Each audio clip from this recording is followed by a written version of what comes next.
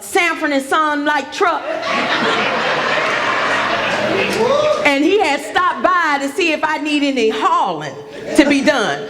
But I wasn't at home. But Marty was playing outside. And I always taught my daughter to be polite. Be aware, but be polite. And so she stood back to talk to him, and she was like, "No, sir, I'm sorry, my mom's not home." And he was like, "Well, you know when she come back?" "No, sir, my mom don't let me tell nobody when she's coming back. But if you go down the street, she might be at bingo."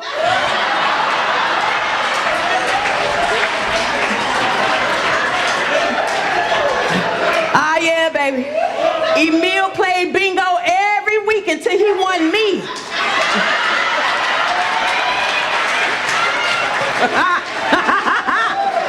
Sure did. Sure did. But when I went on that boat and I won a whole lot of money, I still ain't told my family how much it was. But I will tell y'all, it was a lot of money. But what I did with it, Cornell, be quiet. Always telling somebody business, brother-in-law. Security. Because I got a whole bunch of them in here. So listen, when I won the money, y'all, I was happy. Because I finally got a chance to celebrate my grandmother the way she deserved to be celebrated. Oh, I went all out for her. Now, I'm not bragging, but I was happy that I was able to do that. It was her 90th birthday.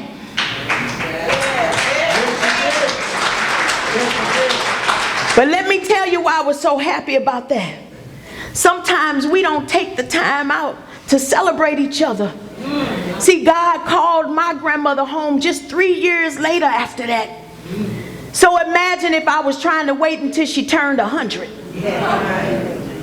It would have never happened. Because things don't always happen in our timing. I've never been one to be worried about no money and no fancy clothes. Y'all see these?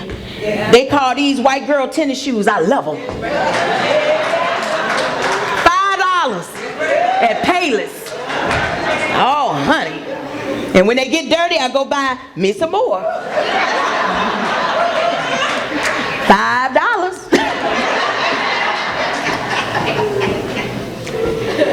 I had noticed because, you know, my kids had spent. That's my girl. Look at you. Look, boy, I'm telling you, you said look, you said a whole lot now. Look, now let's talk about Ungunned. Cause we went through we got your plays, and now let's talk about Ungunned. Now, can you give the people the real breakdown of what that is? Okay, well, this is the simple version of Ungunned. Have you been through something? What have you been through in life that has continuously caused you a lot of hurt and pain? And even as you are being triggered throughout your life, as certain things happen and those triggers take place, you're still responding to it from a place of hurt. If in fact you can say and name an event in your life that has caused that and you're continuously being triggered by it, you're definitely a good candidate for being Ungunned. And I believe we all are, because we all have been through something. But what we have not been offered the opportunity to, then how do we change that? How do we change how I feel about what hurt me, that my father was an alcoholic and abused my mother? How do I change the fact that my brother shot and killed somebody and when he went to jail, me and my mother went to jail mentally with him day for day? How do we change the fact that, you know what I'm saying, that this happened and that happened and this caused me this much hurt and pain? That is what we haven't been offered. And so through the system of Ungunned, God has afforded me an opportunity to be able to build a system and tools and techniques to help others to uproot, pull out, disarm the effects of that trauma that you live with every day. I live in a place of joy, and I live in a place of excitement, in a place of creativity, simply because I do not still hold on to a lot of that past hurt and pain. Right. Did I say every day in my life is a good day? Did I say I'll never go through something? Did I say that I don't get angry and emotional about it? No, because I'm still human. Right. But because I've learned how to dance around those triggers in advance, it doesn't affect me the same way it may affect someone else. There's been a lot of people that's been shot at and didn't get hit. There's been a lot of people that's been shot and the bullet grazed them and they were okay. But there's been some that's been shot and they gone today, right? So I want to teach you that you're gonna get shot at. That's the inevitable, because we live life where you're going to get shot at with events in your life that you didn't see coming, and you go, who just hit me with that? What the? Right. It's going to happen. But once you have been shot at, how do you respond to it? Right? How can I teach you, okay, to breathe? See, so hold on. Let's center. Understand, it's not about the enemy. Go inside. It's the enemy, Cecil. Go inside yourself, protect yourself. That's where you put on your bulletproof vest and you make sure that your center, that bullseye, don't get hit. Right? So it's through those tools and techniques that I'm able to teach individuals their self-worth and confidence and how to avoid those triggers. And I believe that if I had an opportunity to go to schools and businesses, and why would I even say businesses? How many times have we turned on the news and we see where somebody then got mad about their job or situation, they go back and blast up everybody. You have to go in advance to help people and go where people are, where they're doing these offenses. So if I could go to businesses and in schools and talk to individuals to help them because ungunning is a personal thing. Right. You're not ungunning for me, you're ungunning for you. It's to protect you. You know what I'm saying? If you don't go to the dentist and see about your teeth, it ain't gonna hurt me when I chew. You know what I'm saying? You going to the dentist for yourself. Right. That's it. So it's a very personal thing. And in all those that we have been able thus far to, I want to just share a couple of quick little testimonials. Okay. There's a 17-year-old that I ungunned out of Washington, D.C. His father called me and he was like, I heard about your system. We're hoping that this works, but we at a place where if this doesn't, we don't even know what we're going to do. Our hands thrown up with our son because we've tried everything. He's gone to counseling. He's been prayed over. We had him. He's been on medication. They named everything. Nothing seems to be working for him. He says me and his mother have gotten a divorce, and then he's a retired firefighter. He says, I know how to step into a situation and save lives, but I can't even help my son right now. And this is baffling to me. And I said, well, there's no guarantees, but this is what I will guarantee is that I'm going to show up and do the work. And if he's ready, then he'll make the changes. He was failing in school, Cecil. Straight F's, ready to drop out and all of the above, right? Homicidal and suicidal. Wow. Okay. I ungunned him, and 3 months later, he made honor roll, 3.5 grade point average. He's in his senior year right now. He just texted me a couple of weeks ago and was like, Dr. Marty, I'm just checking on you to see how you're doing and let you know that everything's still going well with me. A 17-year-old young Black boy in Washington, D.C. Come on, somebody. Yeah. Another testimony, a good friend of mine, she and I, me, her, and my husband, we all met in the 3rd grade. And the only reason I'm sharing some of this in detail is because they both have given me permission to share this publicly for the sake of others being able to know that this works. She's had West now. She lost her husband for 3 months after they had gotten married. Her husband died on the phone with a heart attack. He was an over-the-road truck driver. She then lost her brother, one of her brothers, who was like she was the closest to. That her nephew fell over on a barge in the Mississippi River. Yeah, and there it is behind you. That even see the barge behind you. Wow, they fell over on the barge, and they still haven't recovered his body. Then in November, this past November of 2020, her son was shot and killed. Her son was shot in the head. Someone sent the picture of him lying in the street in his own blood. And then that person sent it to his mother. And that's how she found out that her son had just been killed. I do workshops. And so this last workshop that I had in July, she contacted me. She says, Marty, I need help. I'm going to take your workshop. I'm about to pay for it. She says, but I really hope it helps me because I have done everything I know to do. And I don't know what else to do, but I need help. Mm-hmm. And I said, all I can tell you, sis, is everyone that has been ungunned thus far, they're raving about how it's making them feel. And that it's made a difference. And I pray that you have the same results. If you don't, I'll give you your money back. I said, but I definitely want you to try.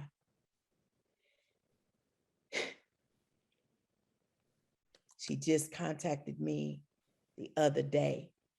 And she says, if it was not for your ungunning, I don't know if I would be here today. Wow. It's the only thing that has helped me. She says, I'm doing things I haven't been able to do in years, Marty. I'm feeling things I haven't felt in years. Mm-hmm. I feel like I'm getting back to my normal self again.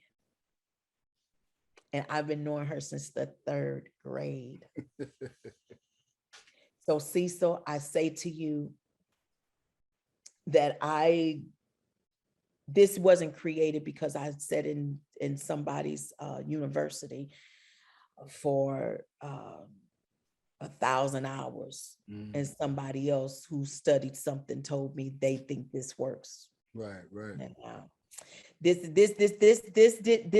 wasn't created because I paid a certain amount of money for how to and followed a YouTube video tutorial, and I built something. Now, this was created because I myself was the very first person I ungunned.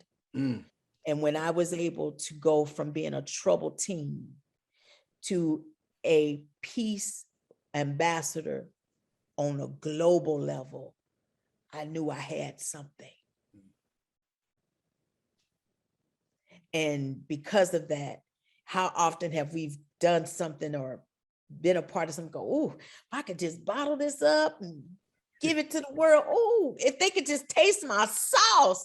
Oh, they don't know that right?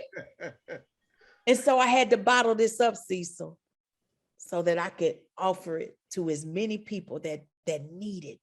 This is a natural medicine that's changing lives. So people can go to unguninstitute.com. Send me a message, find me, get in my next workshop, tell me what you need, have me come and do a speaking engagement, and, their businesses or workshops, summits, we do it all. I have a team that's across the nation. I have a phenomenal team. I have someone who works directly with women in domestic violence. I have someone in the UK that he's a psychologist. I have someone who is a teacher in Baltimore, an educator in Baltimore, and he's originally from Chicago. I have a professor who's out of, she's just 10 blocks from where Sandy Hook took place. And so, and she's a professor or what have you. And then I have someone right here in St. Louis. And right now I'm building out another, like a team of what I call agents. And there's there's a team of 5 young men that are 30 and under who have turned their lives around, who've been in the streets doing some things, survived it, and now they're ready to give back and to change. You know, not only have they already changed their lives, but now they're ready to help to clean up the streets. So Ungun is getting ready to have a team of agents that's going to work all around the country or what have you. So as I train them, and we're on the same system, if you will, of what we're saying and what we're doing, and tracking those results or what have you. We in it to win it. We gonna get it back to where it needs to be, right? We got to save our babies. It starts with our Black sons. It ends with us and the responsibility of who and what we are. The world is not just black and white. Yeah. The world is all. God created all living things. Right. Yes, From yes. our waters are contaminated, our trees are dying, so many things are happening just simply because we are not on our A game. Mm-hmm. A nurse with COVID can't help a patient with you know what I'm saying? You can't, you are not well. How can you help me? So we got to get well in order for us to stand up and be a part and take our part in our rightful place in this world. We can't keep saying justice for all, unity for everybody, and yet we're not prepared. We got to be prepared. We got to ungun a lot of this trauma, and our trauma dates all the way back to slavery and beyond. Yes. Yeah. Yes, ma'am, Dr. Casey. You look, I say, hey, you know, like always, you put it out there. I'm gonna find a way to be a part of it if I can help the cause move forward. And I just want to say I am so glad that we had the time and the chance to do this, because like I said, to tell the truth, hey y'all, I'm gonna let you know, I called Dr. Casey and I was at my cousin's home going. I texted Dr. Casey, hey, I need to talk to you, and I chilled out with it. She called and said, oh, no. I can't wait for you to call me. So what's going on? And I got to talk to you about something too. So, and then yesterday we touched up, and today here we are. And I thank you for being willing and wanting to be a part of this. And doctor, 20 years, long love move. And I'm so glad that I was able to be in the midst of your world changing stuff, because you're changing the world. And again, you being who you are and being from the place and space that you operate, you ain't doing nothing but helping everybody. Those who want to be helped and those who want to listen, they can't help but hear something that's going to make their day change and have them ungun themselves. And I love you for it. I'm so glad I can say I know Marty Casey. I feel the same. Come on now, they better recognize that name, Cecil Parker. They better put some respect on it. Okay. No, hey, listen, we all in it to win it. And that's what it's all about. Whatever I have, I can share. Come on. Whatever you need, I got, come get it. You know what I'm saying? And it's the same with you. Without this platform, Cecil, anything that I've shared here today wouldn't mean a thing if nobody could hear me. You have allowed me an opportunity to be seen and to be heard. So please understand the value of who you are and what God has called you to do. We don't have to do what everybody else is doing. If all of us was doing the same things, come on, even dominoes got different spots on them. You know what I'm saying? They ain't the same domino. You know what I'm saying? So everybody can't do the same thing, but respect each other for what they are doing. I don't have to compete with you, but if I've been inspired by you, right? If I just been inspired by you, then I did what I was supposed to do. That's it right there. And I'm gonna tell you something else. I started off a lot of things I started off doing because I was trying to figure out how I can make some money. How am I? Because I got to be able to make some money, because we was after the money. We was after the fame. That's it. Doc. I didn't enter that contest for $100,000 because I wanted to sing in Vegas. I thought I was going to win the money. But somewhere in my life, it got to a point where the most valuable thing was not the money. That's it. Yeah. And I think when we can get people to that place, Yeah, where they understand it's not about the money. I'm one of the richest people in the world today. And baby, it ain't in my bank account. Right. It ain't in my, that ain't where you're gonna find my richness. But I'm grateful for it because God has allowed me to be so rich in spirit that I'll never lose these dollars. Yeah, you all right. I'm with you. Look, I'm with you on that because like I said, we got friends who we know have made that money and still ain't made the happiness, can't smile and laugh like we do. We love them, but hey, you got to find that it ain't about, like I say, me and you both, I can attest to that, to where we've had chances to sell to the highest bidder, but it was like, that ain't what it is. That don't float my boat. And if I can't do it, like I say, I'm like you. If I can't do it the way I want to do it and need to do it without your money, then hey, I'll just keep on moving. Appreciate you. All money ain't good money, so I thank you because my dream is mine. And I can't let you take my dream and turn it into your money maker. That's it. You can't. Like, we'll be like Duck and the Five Heartbeats with homeboy on the piano playing.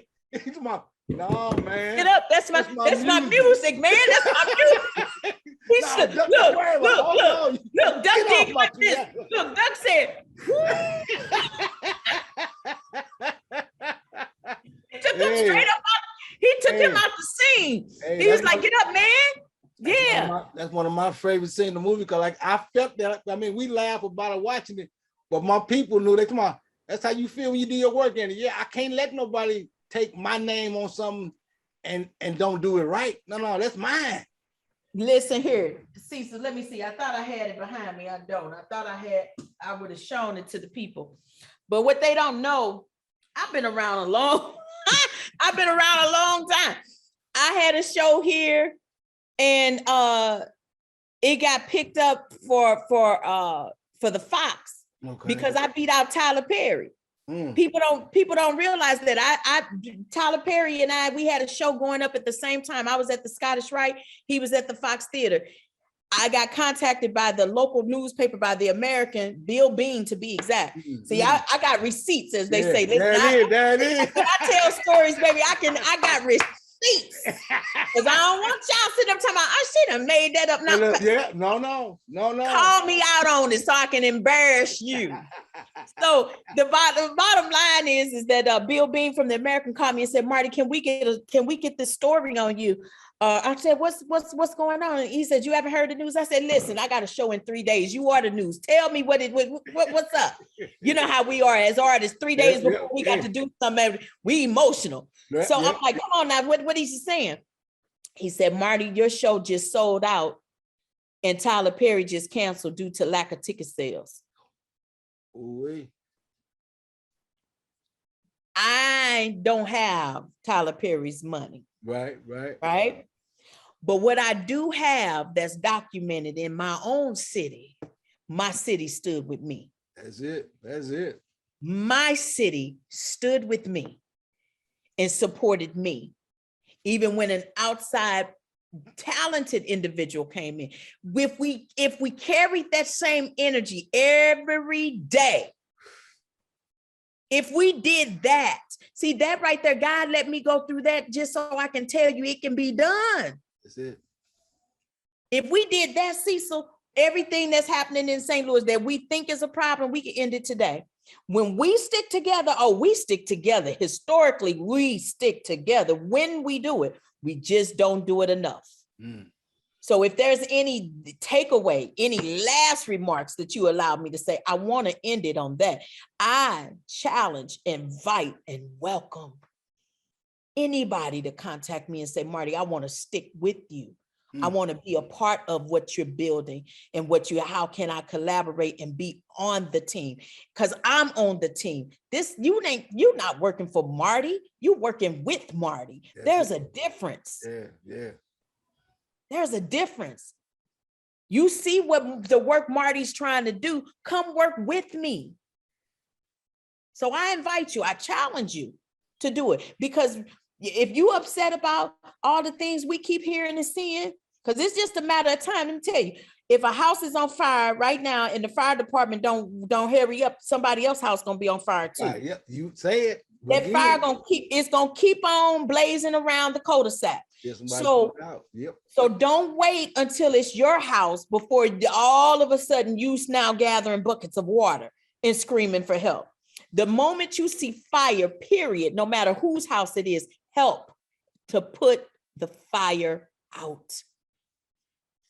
Dr. Casey, thank you once again. And we're gonna let you, like I said, close it out, drop the mic and everything, because we've learned today that your eyesight in seeing a problem before it becomes a problem is the way to stop the problem. I got to write that down. I just made it up. Did you see my look? You see, I said, wait a minute. You Cecil Parker said, your eyesight. Oof. Yeah. Come on now, repeat that. When you see the problem before it becomes a problem, it's how we can stop the problem. Lord knows that came from God, because I showed them how I remembered it either. But yeah, man, I want to thank you for opening my eyes a little brighter. Woo, Lord, have mercy, girl. See, the people, look, the peoples I've been around, I just sit back and take in what y'all say and pass the word. But I say, wow. Well, you know, I'm not going to get off of this broadcast without saying, you make sure you tell your mother I said hello. I will. You know that. You know I was not going to end this without saying hello to your mama. I will tell her for sure. Like I said again, thank you, babe. I know you got things to do, but thank you for coming in the neighborhood and let people know that you are part of the neighborhood. Love you. We are. Gonna be there for you when you need me, and we shall holler soon. Absolutely. And let me say, you always have been there for me, no matter when I call, late, early, it don't matter. You're going to make it happen for me. You've been there too many times, and I need to make sure that that was documented too. So thank you so much, Cecil, for your heart, your wisdom, and most of all, your talents. God bless you, brother. God bless you too now. Okay, bye-bye.